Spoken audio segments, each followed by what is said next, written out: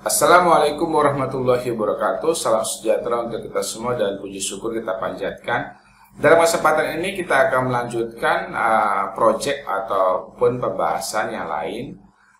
Yang sebelumnya kita belajar desain grafis yang materinya tentang SketchUp. Saya mohon maaf dari semua konten yang mungkin sederhana, tetapi yang saya bilang sebelumnya, saya memberikan referensi ataupun ilmu yang mungkin sebagai ide ataupun sebagai penambah dari wawasan yang ada. Oke, dalam materi ini kita akan belajar programming, yaitu menggunakan programming atau bahasa pemrograman Python. Mungkin Bapak Ibu atau Saudara sudah tahu dengan bahasa Python, apalagi ilmu komputer pastinya ya, apalagi yang berhubungan dengan matematika ataupun berhubungan dengan kecerdasan buatan. Python ini sepertinya sudah pasti ada ataupun sudah biasalah, karena abad 21 itu bahwa dahulu komputer itu hanya berhubungan dengan hitungan ataupun menampilkan info. Namun abad ini lebih ke kecerdasan buatan ataupun ke arah machine learning ataupun mesin pembelajaran. Nah, salah satunya kita belajar bahasa Python ini. Nah, dalam konteks ini, kita akan belajar dulu apa itu Python. Yang tadi sudah sebutkan di awal bahwa Python itu bahasa pemrograman ataupun salah satu bahasa pemrograman yang sering dipakai pada dunia kerja ataupun dalam membuat suatu sistem atau aplikasi. Python ini sebenarnya sudah lama, dari tahun 2000-an ya. Mohon maaf kalau ada kesalahan, tahun 2000-an. Mungkin di bawahnya, apalagi secara defaultnya ya Python ini sudah dipakai pada sistem operasi Linux, termasuk Windows, termasuk dalam macOS pun sudah memakai, termasuk dalam aplikasi ataupun sistem pada mobile. Apalagi produk-produk yang digunakan Python itu sudah banyak, seperti aplikasi Dropbox ataupun Blender atau Gym atau FreeCAD itu menggunakan Python. Dalam website pun juga sudah banyak menggunakan Moin ataupun Facebook ataupun Instagram menggunakan Python. Dalam video game yang selama ini kita mainkan seperti Battle 2 ataupun Freedom Force itu menggunakan bahasa Python. Nah, sejarahnya tahun 90-an ya sebenarnya sudah ada, yaitu oleh Guido van Rossum di Amsterdam. Kemudian mengembangkanlah Python terus menerus. Kemudian Python itu sebagai foundation yang merupakan hak ciptanya. Lama-lama Python sudah terpakai, banyak yang dipakai karena ringan dibanding dengan sistem informasi yang lainnya, jadi lebih mudah. Tapi ingat, Python itu bukan dari asal katanya seperti ular ataupun reptil. Sebenarnya diambil dari asal revisi. Kenapa ada sirkus ya, menggunakan flying circus? Nah, itu awalnya penggunaan Python. Memang diakui ya, Python itu mungkin orang agak sedikit bisa dibilang susah ataupun sulit. Ya, kalau belajar bahasa sih bagi saya sih lebih susah sih dibanding Python. Tetapi itulah, dibanding kita belajar VB atau PHP ya. Apalagi kalau penggunaan aplikasinya itu memang murni mengetik. Maksudnya murni mengetik maksudnya apa? Kita belajar VB ya, ketika sudah muncul teks langsung muncul kan. Kalau itu kan kalau dalam Python aplikasi defaultnya itu kan harus ketik. Jadi input, integer gitu kan. Memang sudah ada aplikasi Python yang seperti PyCharm sudah muncul. Tapi kalau menggunakan defaultnya itu memang murni gitu kan. Nah, terusnya juga kekurangannya juga kalau orang tidak sabar kan agak susah kekurangannya. Namun kelebihannya yang pertama, dibanding bahasa C++ atau C atau Java, Python lebih mudah. Nanti kita akan belajar. Oke, terusnya juga tidak berat, tidak memberatkan karena memang sangat ringan sekali. Terus kedua juga memang speknya karena terkecil-kecil, makanya lebih gampang untuk menampilkan ataupun belajar dalam bahasa pemrograman Python. Terusnya dalam Python ini memang diakui selain banyak kelebihan dan ada kekurangan juga. Namun bahasa Python ini diakui dikarenakan konsep OP. OP itu maksudnya bagi yang sudah tahu kan, bahwa dalam bahasa pemrograman pasti harus ataupun memang yang berbentuk konsep OP. Jadi OP itu apa? Object Oriented Programming. Jadi intinya ketika membuat suatu pesawat, intinya nih pesawat pasti kan terdiri dari umpamanya sayap ataupun roda. Nah, itu kumpulan dari semua itu yang disebut dengan object oriented programming. Jadi saya mohon maaf tidak terlalu menampilkan dari informasi yang ada. Jadi nanti kalian bisa cari ataupun kalian bisa kembangkan materi-materi ini menjadi membuat suatu konsep ataupun informasi yang mendapatkan lebih banyak. Kemudian bahasa pemrograman Python, nah, termasuk PHP juga ya, banyak ya. Itu memang sering berganti ya, sering ada rankingnya. Nah, bahasa Python ini memang diakui sejak tahun 2000-an menjadi number one memang diakui tarik urut. Kita lihat saja di sini peringkatnya ya, IEEE ini programming. Nah, ini kita lihat sendiri di sini. Nah, di sini topnya ternyata yang pertama bisa Bapak Ibu atau saudara lihat, yang tertinggi itu siapa? Nah, tertinggi itu Python. Tinggi kedua masih Java. Nah, memang diakui Java ini memang ya masih tetap masih banyak dipakai. Yang ketiga sisa.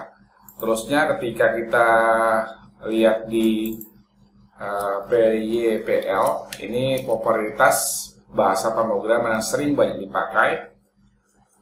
Nah, di sini kita lihat.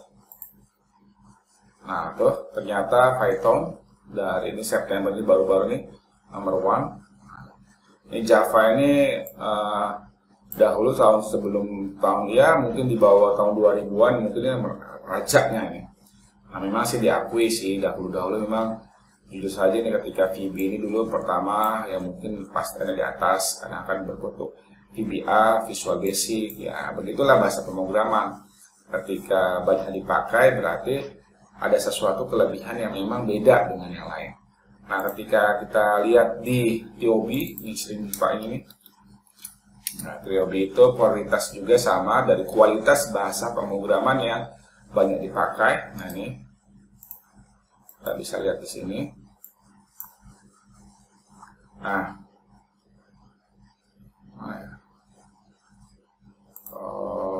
di sini TOB programming. Gimana nih TOB programming? Udah muncul ya.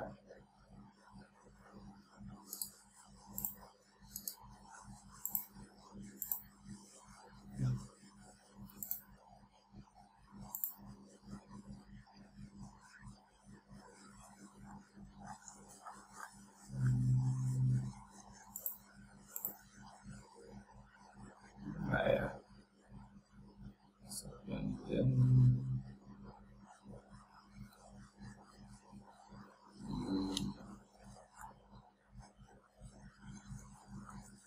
biasanya munculnya TOB-nya. Nah, di sini ternyata kok beda ya. TOB region ini ya bahasanya.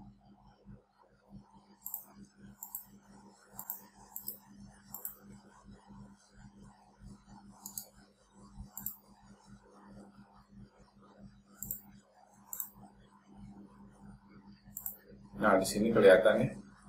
Oh, nah ini dia.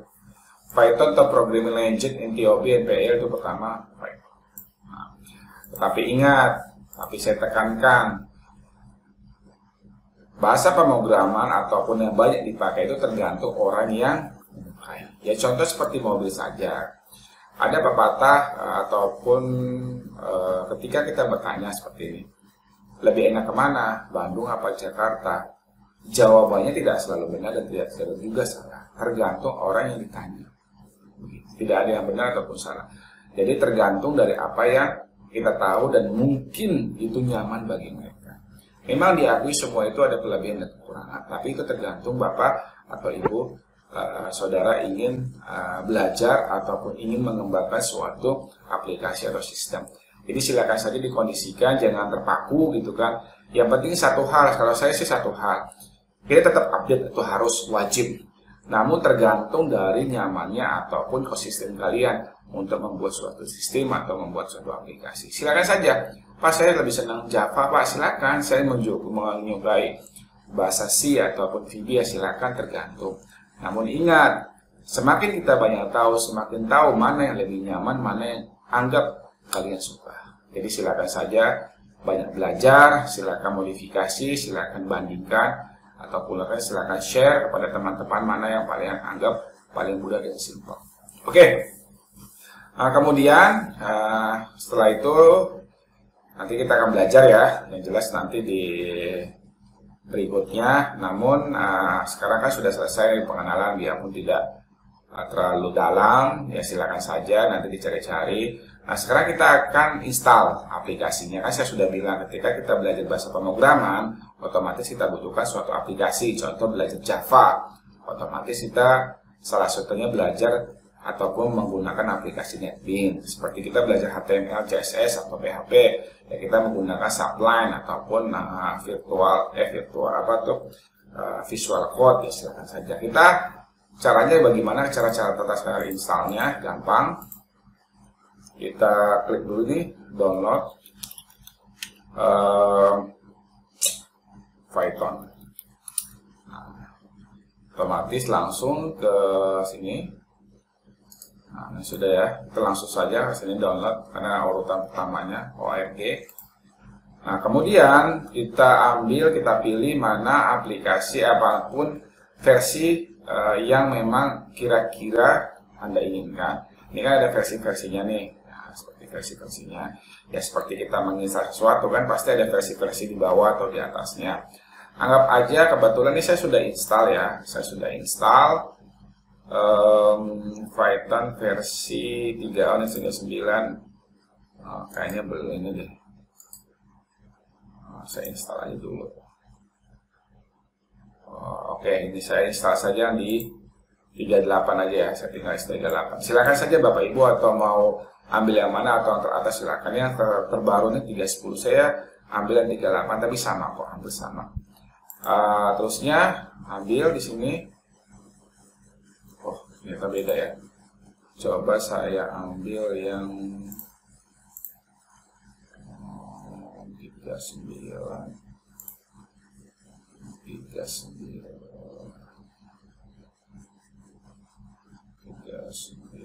38 aja deh. 38. Kebetulan saya sudah ambil. Oh, 39 ya. Berarti 39. 310 saja lah saya ambil ya. 310 aja. Oke. Kemudian saya download. Karena kebetulan saya sudah download nih. Tapi kebetulan ya 310-nya tidak saya pakai, jadi saya buang aja deh. Kalau seperti ini muncul. Oke. Kemudian jika sudah kita buka, baru klik 2 kali ya. Langsung saja. Oke. Nah, kemudian kalau sudah muncul akan muncul seperti ini. Kita pilih yang ini saja nih. F310 to pad. Oh, salah ini dulu. Kita pilih yang Customized Installation, kita ini dulu. Nah, kenapa? Nah, kita install dulu di sini, pip-nya sudah otomatis. Jadi sengaja gitu kan. Sebenarnya di atas juga bisa, cuman siapa tahu ada yang terlewat kan, lebih baik kita pilih yang Customized saja. Jadi pilih ini. Nah, terusnya kemudian kita next. Nah, dibiarkan saja ini tempat ininya. Tempat instalasinya. Silakan saja dikondisikan. Tempatnya di mana, saya menggunakan yang C. Nah, kemudian install. Kemudian yes. Nah, tunggu beberapa saat. Tidak lama kok, karena ini ringan. Beda dengan instalasi seperti Visual Studio ataupun Android Studio, itu agak sedikit lama. Apalagi yang hard disk gitu kan. Kalau menggunakan SSD beda cerita. Jadi kalau ini ringan. Oh iya, Kelebihan salah satu Python itu library-nya banyak sekali. Jadi kalau Bapak Ibu silakan cari itu seperti umpamanya belajar mesin learning gitu kan. Library cari saja banyak kok. Jadi ibaratnya seperti library PHP sudah ada. Nah, jadi makanya library-nya itu banyak sekali, apalagi komunitas Python itu banyak sekali. Nanti kita akan belajar, biarpun ini belajar Python-nya ini memang tidak terlalu dalam, namun bisa dijadikan sebagai referensi kalian untuk membuat sistem ataupun aplikasi. Oke, kita tunggu.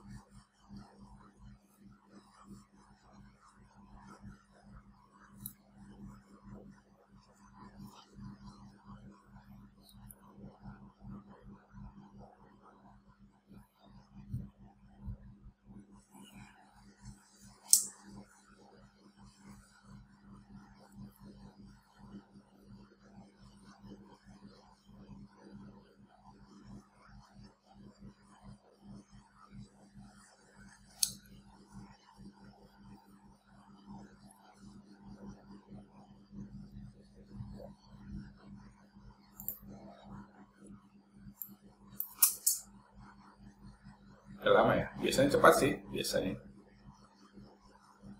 Oke, kalau sudah seperti ini setup was successful. Bagi yang belum ya sabar aja, nggak lama kok. Habis itu di close. Oke, kalau sudah, sebenarnya aplikasi ataupun dalam belajar bahasa pemrograman Python sebenarnya sudah ada, tinggal langsung aja buka. Ini sudah ada kan? Nah, kita contoh menggunakan ini kan modulnya. Salah, bukan ini. Sudah muncul nih indeksnya. Ya, kita pilih umpamanya ini. Nah, ini IDL-nya sudah muncul. Nah, ya seperti ini tampilannya. Nah, ini nanti kita seperti apa ya? Seperti subline, hampir sama, subline ataupun sama. Jadi nanti kita pilih ada dua seperti ini. Nah, seperti ini. Jadi nanti ini codingannya. Nah, ini nanti hasilnya. Oke. Namun karena mengingat nanti kita akan belajar machine learning, biarpun tidak terlalu dalam, kita belajar juga dengan apa itu klasifikasi, apa clustering. Saya aplikasinya ini bukan bawaannya dari yang ini, tapi saya menggunakan namanya yang disebut dengan Jupyter Notebook. Sebenarnya sih banyak seperti Skylern ataupun Anaconda, mungkin Bapak Ibu pernah dengar atau sudah pernah dengar. Nah, saya lebih nyaman ke Jupyter Notebook. Jadi nanti silakan saja dikondisikan. Nah, caranya bagaimana kalau ingin sama persis? Caranya gambarnya di close saja, gampang kok. Caranya buka CMD nih, atau klik kanan, baru run. Nah, buka run, nanti muncul di sininya. Ketik CMD. Nah, kemudian setelah selesai pilih pip, kemudian install pip, install, kemudian Jupyter Notebook. Kemudian setelah itu selesai baru enter. Nah, mengingat saya kan sudah install nih, berarti ada updatean ya. Nah, biasanya sih karena sudah diinstal already, sudah ada. Nah, jadi kurang lebih sama kok, nanti sama instalasinya, gambarnya sama kok. Nah, nanti sampai muncul sampai selesai. Ini berarti ada updatean karena di sini sudah install ready, satisfied. Tunggu beberapa saat.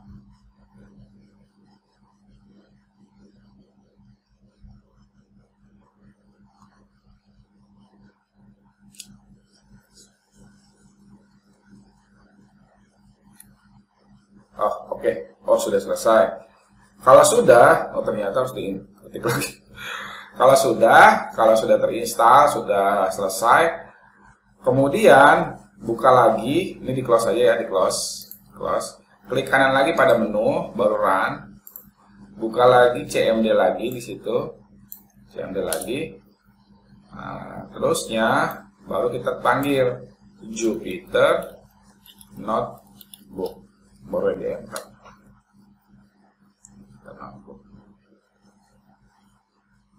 Nah, sudah kan. Nah ini sudah tampilannya. Nanti seperti ini nanti kita akan belajar. Ini sudah saya buat nih materi-materinya, contoh seperti ini nih. Nah, hampir sama kok, tapi saya lebih senangnya itu karena Jupyter Notebook salah satunya. Nah, seperti ini gitu kan. Nah, contoh. Coba kita buat yang baru ya, kita buat yang baru ya. Ini kita buat yang baru, caranya gampang kok. Klik new, Python. Nah, contoh, kita buat yang baru. Contohnya di sini print, terusnya kutip belajar pemrograman Python. Baru run, nah munculkan di sini. Gitu. Oke, tapi kalau memang terjadi masalah, memang saya akui sih kadang-kadang ada setiap PC ataupun laptop masing-masing ada masalah, silakan saja dicari. Nanti kalau nggak ketik aja di kolom komentar, nanti saya akan pandu. Kalau memang mentok juga ada masalah, nanti kita gunakan saja yang saya bilang, kita langsung aja menggunakan yang ini, yang idealnya ini. Nah, ini sama juga kok, sama persis nih, caranya gampang kok. Klik ini, file, new file.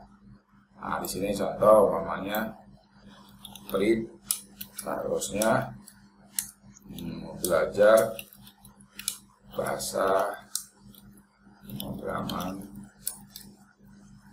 Python. Nah, baru disimpan, di-run dulu, disimpan dulu ya. Ini silakan saya taruh di mana, sini latihan. Nah, tuh sudah belajar sama belajar Python ya. Nah, cuma agak ribetnya gitu doang. Kalau saya lebih senangnya menggunakan Jupyter Notebook, yaitu bisa ada tulisan di sini umpamanya, gitu kan. Kita bisa tambah di sini umpamanya plus, tadi di sini umpamanya belajar. Nah, terusan tambah lagi di sini print. Umpamanya. Saya enaknya gitu. Nah, terusnya belajar. Nah, ini kan langsung aturan. Nah, ini untuk keterangannya kita bisa tulis di sini keterangannya apa. Nah, bisa kita hapus juga. Nah, tapi silakan saja dikondisikan bagaimana baiknya. Kalau memang nanti Jupyter Notebook-nya ada masalah, silakan saja kolom komentar, diketik aja, nanti saya akan pandu. Kalau bagi mahasiswa saya, silakan saja datang ke lab saya, nanti kita akan belajar. Oke, itu aja untuk pertemuan pertama atau materi pertama dalam pengenalan bahasa Python dan instalasi aplikasi untuk tahu ataupun belajar bahasa Python. Sampai ketemu lagi pada konten untuk proyek-proyek yang berhubungan dengan aplikasi atau sistem yang pastinya belajar Python.